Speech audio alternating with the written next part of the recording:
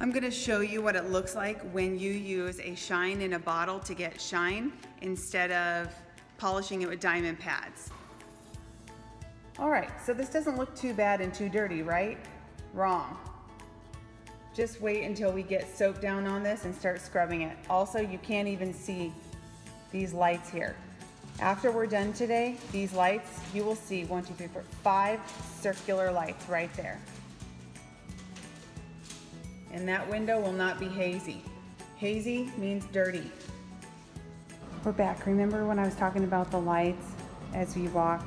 We could see them here where we had done yesterday, but not up there. Now we can see them all the way through.